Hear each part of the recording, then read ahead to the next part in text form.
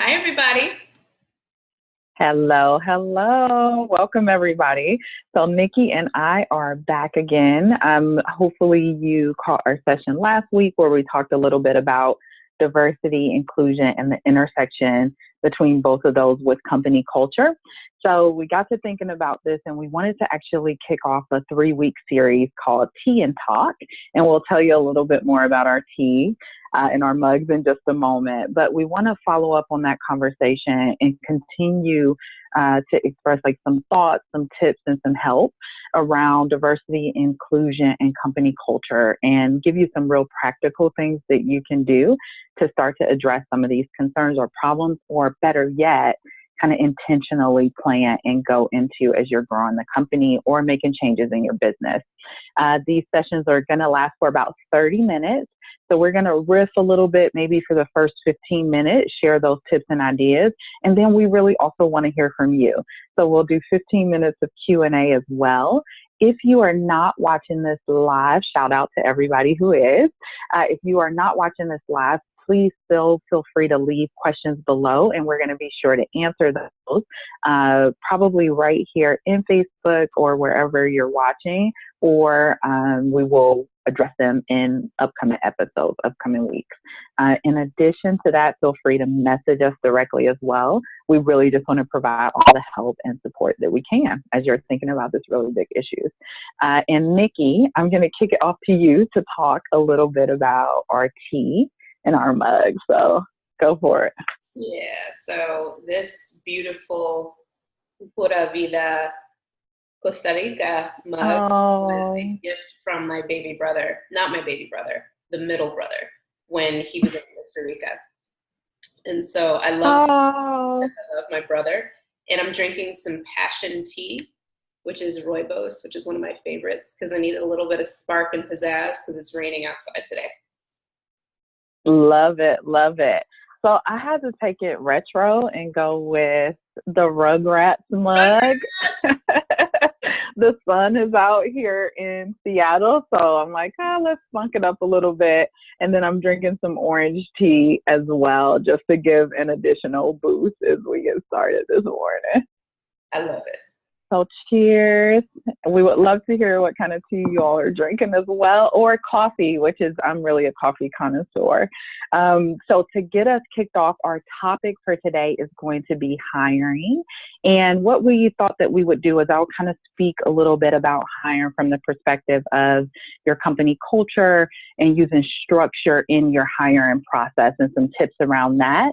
And then Nikki is going to speak more to some specifics around looking at hiring with a diversity and inclusion lens, which you should always be doing. We're not trying to be preachy, but that's something that you should always think about. So Nikki is going to address that specifically. Nikki, did you want to add anything there? No, I think that's good. All right, perfect. So our main premise is, if you watched last week, but if not, this is your first week, is that to build a diverse and inclusive company, your culture has to support it. So what that means is that you have to have systems and processes in place that support your culture. To some people, if it's alarm, like, does this mean 50 manuals? Absolutely, it does not. Instead, what it means is it's talking about like what agreements do we make together around how we are going to invest in and stay really focused around all of our efforts, from company culture, diversity, inclusion, innovation. Just like you have systems to promote those things, you need to do that for your company culture as well. Mm-hmm. So we really wanted to jump into hiring. I think Nikki, last week or maybe early this week, I sent you an article talking about that was written by both Blavity and Bloomberg, that tech companies founded by men rarely hire women. And we're going to link that article below. But this just really got me thinking about how at the very beginning and planning stages of your company, you need to be thinking about what are the systems and structures we put in place as we're thinking about hiring. And so that article really hit close to home. Also, if you are experiencing and wanting to make a shift you notice that you're not doing well in diversity and inclusion or company culture, then these tips will be really helpful for that as well as you're growing. So one, to start off, just I think actually I'm going to start with 3 tips and then 3 things to avoid. So the first thing is to know your company values and the working agreements that you have in your company, and make these central to the hiring process. So by that, we mean, do you need someone who's willing to try new ideas? Do you all value really highly the customer and client experience? So you need someone who's focused on that. Do you want to hire collaborators over people who don't share information or hold information? And do you want to look at people who have a high level of ownership and are entrepreneurial? So these are things that you want to capture in the interview process and really prioritize those over simply thinking about things like how many years experience does someone have? And I'll talk a little bit more about that in a minute. So first step, know those company values and what you're looking for and map questions to those. As well, we're going to link to a hiring guide that'll help to walk you through some of these processes as well. Woo! The second resources. The second thing that I'm going to recommend is that you interview and debrief the interview by panel. So for some people, they say, you could look at it and say, well, 3 people will interview the person at one time. My recommendation, that can be a little bit overwhelming. So to have the person go through an interview with 3 different people, I really wouldn't put it more than 4. And you definitely don't just want to do 1 or even 2. You are going to ask interview questions, keep it limited, 30 to 45 minutes. Allow the candidate time to ask you questions as well. And then you're going to set up a debrief with the person with the rest of the panel who interviewed this person. And the thing that you want to keep in mind is that when you go into the debrief, you all are checking each other for bias. Is this that you're wanting to hire the person because they're just like you, or or don't want to hire them because they're completely different from you? And having more than one interviewer is going to help to root out that bias. You're going to want to that yeah. I'm guilty of hiring people because I like them. And I feel like, Nikki. I know. And I just had to break into here and note that when she's talking about bias, she's not just talking about the biases that I feel like most of us can agree are not good biases. She's also talking about people like me. I actually think my biases are pretty good for myself, the family, good for that of the community. And so no matter what side of the spectrum we're on, when it comes to our politics, our values, etc., any kind of bias narrows thinking and narrows diversity of thought. So diversity is not just people of color, women, etc. Diversity is difference, period. And so this panel that Lakita's talking about in terms of how to hire is to have diversity, period, of thought. No matter what you think your values are, no matter how good you think your values are. We're not doing value judgments on values. Lakita, please continue. Just get on the preacher's box. Yeah. Thank you for that. And also thank you for being so transparent. And what I will say is that we want to align behind common agreements that we have for the company. So for our company, what do we value as an experience? So we value the environment, right? We value social justice. We value having a can-do, take it up, an entrepreneurial attitude, not waiting for someone to tell me what to do, that sort of thing. And so you are looking for people who align to that, but don't limit it to, does this person think the answers to problems the same way I do? Because in that way, you are going to limit innovation. And so I think it's so important that you talk about diversity of thought, but also everyone watching, please hear us that we also mean and know that diversity in ethnicity, ableism, age, abilities, all matters and is important and should be included as well.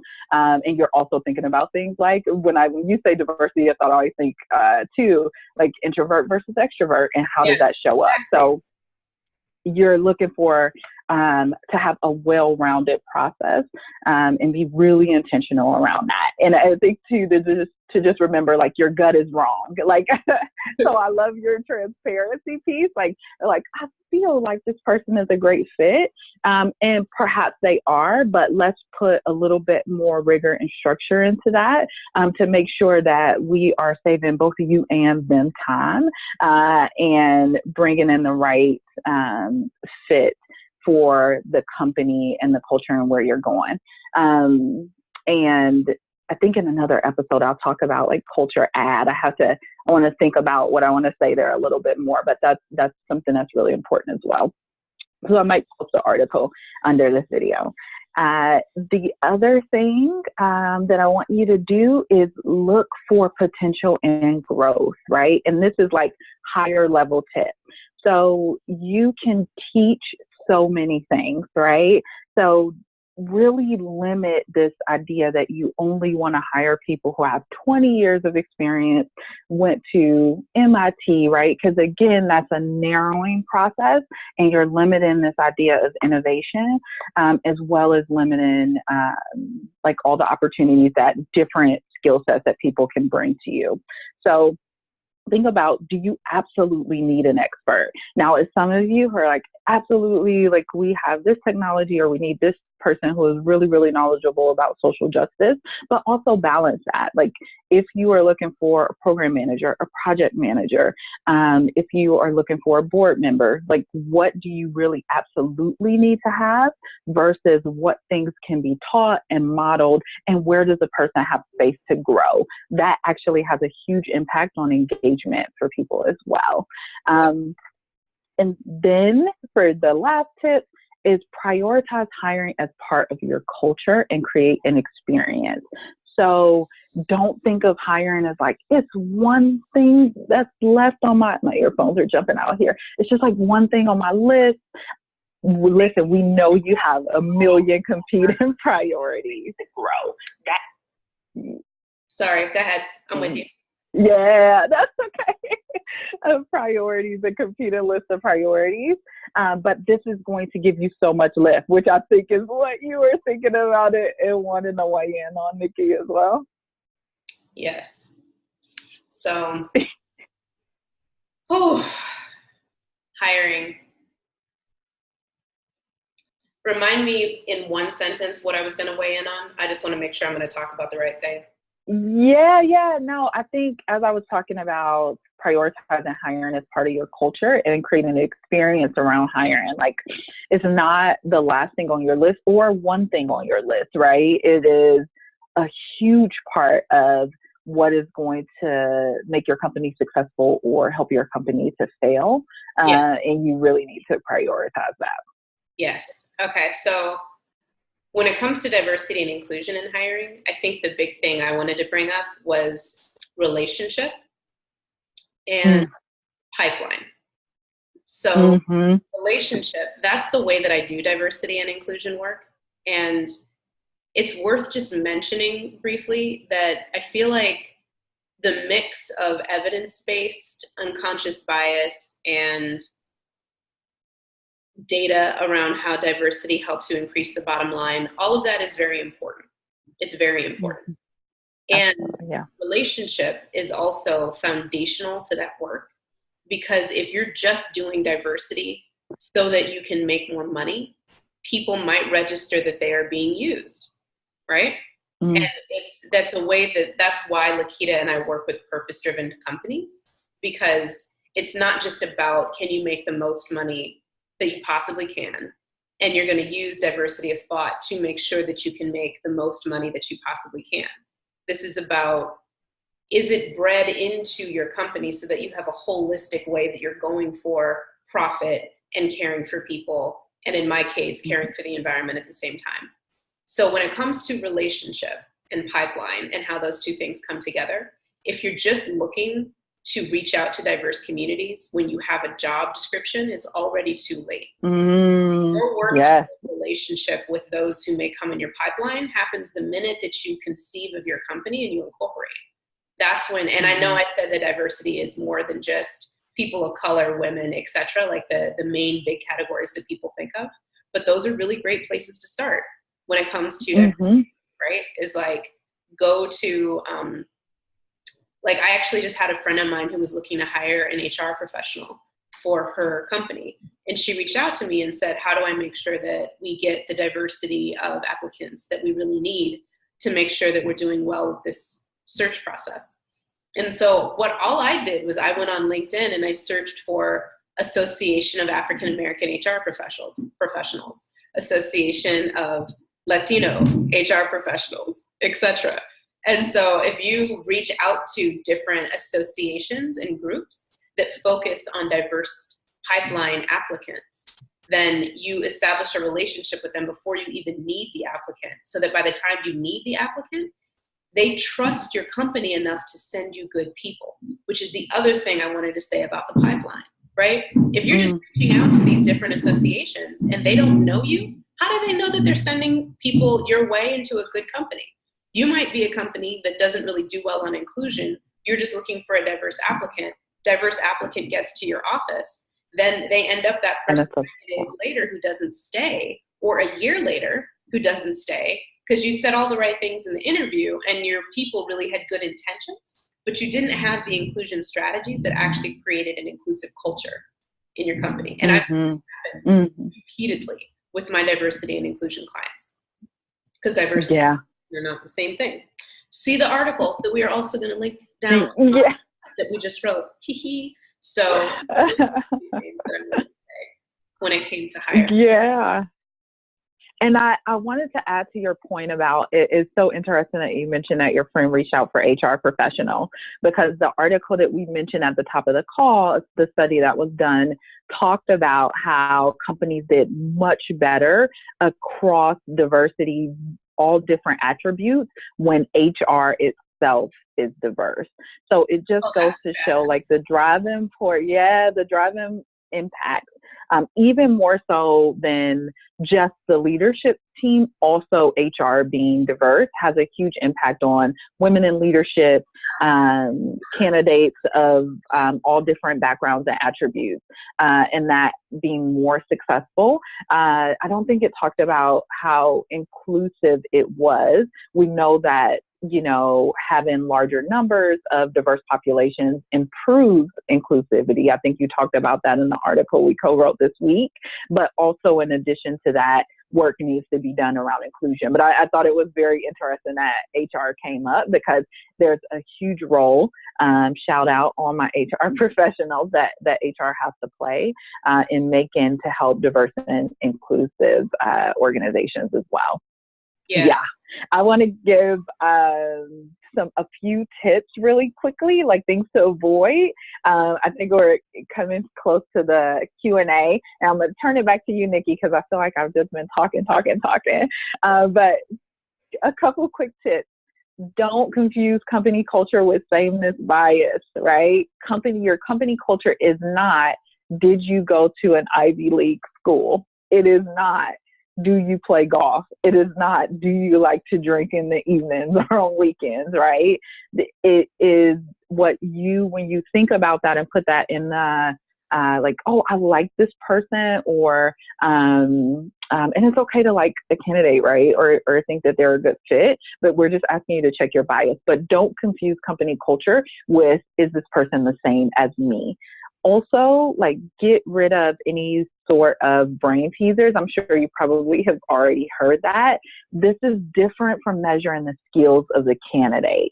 You want to understand their skills. You want to understand their process for problem solving. But even in asking questions around how they problem solve, check yourself to make sure that that you're not looking for them to solve problems the same way as you do. Because as a matter of fact, you probably want something very different. Yeah. Instead, what you're looking for is this person a collaborator? Are they able to speak up and disagree when disagreement is needed? Those are the sort of things that you want to look for. So just a couple of things to avoid as I turn it back over to Nikki. And I think the hiring guide will include some of these as well. What was the term that you used? Something bias? Sameness bias. Sameness. So, sameness. Yes. Yeah. So like this person is just like me. Speak to that real quick before we get to the Q&A. Because sameness bias happens everywhere, right? Yeah. Let's be clear. And because a lot of my clients are nonprofit organizations that are progressive, and sameness bias happens all over the place in those organizations, where there are certain indicators when it comes to, whiffs of your political views that come up in the interview, or use of certain phrases and terms that are common to the social justice, social equity community. Right? So those kind of sameness biases will come up in the hiring process. And then what happens in those spaces is there was a lot of writing and stuff done in 2016 about the echo chambers and how separate our echo chambers have gotten. And I feel like those of us on the progressive side of the house need to attend to and watch our own progressive echo chambers as well. Because even if we are an organization who is in love with the environment and has a value of high biological diversity or something like that, right? And we have a value of caring for all people or something like that, right? Let's just take two really common ones. There are different ways to do that. There are people that can come from very different places in this country who care about both of those things.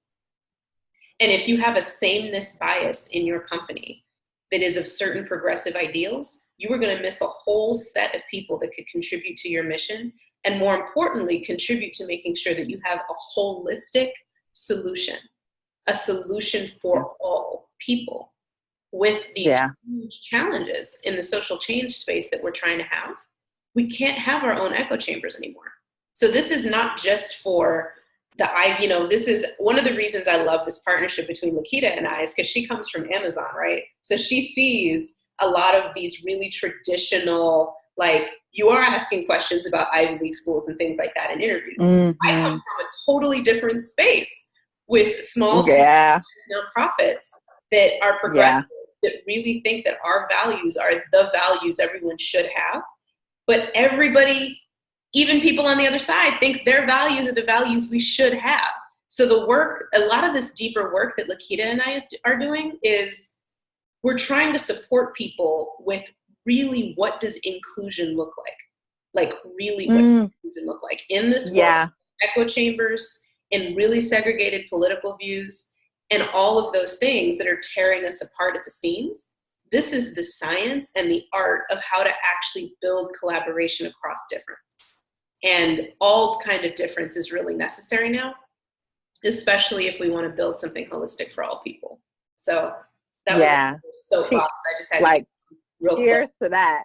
And one thing as you were speaking that I was thinking of is like this idea of coming together to build. So how do we build shared language and agreement around the work that we do together, and get really clear on what we do when we're stuck, get really clear that we have to make space for seeing things from different perspectives, but also have a decision on how to move forward. And that's so much more to talk about. I would love to see if there's any questions for us so far. The Q&A. And jump into those. There's no questions yet in the thread, but we do have some shout outs from my dear friends, Deanna Mason and Montgomery Norton. We both know Deanna. Hey, Deanna. Hey, girl. Thanks for watching. She also said this information is extremely eye-opening, things I don't think I've ever considered. So that's really great. That's perfect. Montgomery says that I'm his original diversity social justice teacher because he's a sweetheart. But some of the other questions that we got before this, because we were sourcing questions before this, one question that came up was a roadmap. Like, what is a diversity and inclusion roadmap for a small business? Because a lot of diversity and inclusion resources are for larger companies, right? Fortune 500 companies. So really quickly. Or people feel that they're for large companies. I think, I just want to, so, because that's one thing that we're hoping to break and help support is that, company culture or diversity and inclusion isn't just for Fortune 500 company. All organizations need to be thinking about this, even at one person plus another person. Go ahead, Nikki. I'm sorry to interrupt. No, I'm with you there. So the three-part roadmap that I wanted to provide really quickly is assessment, agreement, experiment. Okay. So on the assessment side, what are you currently doing around diversity and inclusion? And everyone is doing something. And if you can have a non-judgmental view about what you are currently doing, then you have the opportunity to do something different, right? So it's just, really, I feel like your retrospective is a good place to start with that. Will you say the three in the retrospective? Yeah. So the 3 questions for the retrospective that we use, and I think the retrospective actually comes from agile methodologies, but it is what is working, where are we stuck, and what might we do differently? And it is a conversation where everyone just quickly shares so you don't worry about getting stuck, but it's a great way to get really deeper into what's going on and what ideas people have than a survey would in a more traditional sense, I think. Yes. So I think one of my recent clients had a comment when I did my assessment with them that surveys don't equal inclusion. And it's one of the reasons I like this retrospective tool so much, because it is an in-person conversation where in real time you get to figure out, this is not working over here, can we put it over here, etc. So figure out time to do an in-person assessment. The second part, when it comes to agreements, starting to do work on diversity and inclusion can get really emotionally intense real quick. And so part of these agreements is, how do we interact when conflict comes up? How do we ensure that we are building trust versus breaking trust when we have differences of opinion? And differences of opinion can register differently than conflict, right? How often are we celebrating our wins? What do we do with complexity? So there's all different ways to come up with agreements. I'll link to a group process agreements document that I find really useful that comes from open source leadership. It's all these resources. Yeah, so we're going to link to that down in the comments as well. But those are really important agreements, things like that, just how you're going to handle yourselves when things come up. There's also a really beautiful code of conduct that I just looked at. And so then part 3 is experiment. So it's everyone tends to feel like there's no way to do diversity and inclusion right. Like, people are afraid of mistakes. One thing is going to solve this problem, but then it's going to cause another diversity and inclusion problem over here. That's just, it's everywhere. It's ubiquitous. So what I would say is look at the context and look at the content, right? So the context is, what is the field and the sector you're operating in? What are the historical circumstances that have caused inequities when it comes to the economy, when it comes to groups of people, when it comes to how resources have flowed? You can always have more context for your sector. That is a non-emotional conversation. It is just history. And it gives you an idea of how your sector has interacted when it comes to economy and cultural geography and things like that. And then the content within your company, that's internal. That's, what are your systems, practices, and processes for increasing inclusion? And also look to our article for a few really specific strategies there when it comes to internal inclusion. I think that's fantastic, Nikki. I was like, let me take notes so we can recap for everyone. So much good stuff. One question I have for you is, what do you find that your clients feel like the most nervous about or anxious about as they're preparing to go into these sorts of conversations and do this work? And how do you prepare them? Yeah, the biggest thing people are concerned about is being wrong and offending people, coming across as racist. Those are just perception, really. People are afraid of perception. And they're also afraid of making mistakes that can't be fixed, you know, sometimes, or making the kind of mistakes that end up derailing your entire work plan, which I've actually seen happen to a couple of organizations and people I really love, where one incident caused 3 months worth of work and internal conflict that completely took away from the bottom line and took away from serving the clients and serving the mission. So the way to prepare people for that is move slowly. Don't try to change everything overnight, especially if you don't know that much about diversity and inclusion. But honestly, even if you do, move slowly, have some humility, because what it takes to build spaces where all of the people in that space feel like they have a voice and agency is sophisticated. It's an art form. I still make mistakes. It's not like you learn this stuff and all of a sudden, no, yeah. Like one of the questions that just came up for me recently was about neurodiversity. I don't know nothing about neurodiversity. You know what I'm saying? I was like, okay, let me raise my hand and be like, I don't know that much about that. I need to go get some help. I need to go learn some things. So I feel like everyone has something to learn, and approaching this work from the perspective of we all have something to learn. Let's be generous with ourselves and generous with each other is the most important preparation. And I love that. And that we are about to wrap up here. So I want to see, Lakita, do you have last questions that you want to answer? Yeah, I think I just want to go into that action piece. I think we started at hiring, and as everyone can see from our conversation, the systems, right, and the internal culture of the company is so critical to that. So we shared tips and ideas about like what you need to think about when you're pursuing hiring and also retention, but it's all so much ingrained and embedded in like your entire company and how you have the approach. The last thing that I just want to add is around your comments around action. When you were limited in your knowledge around neurodiversity, your response is, so I went to seek out to get additional information.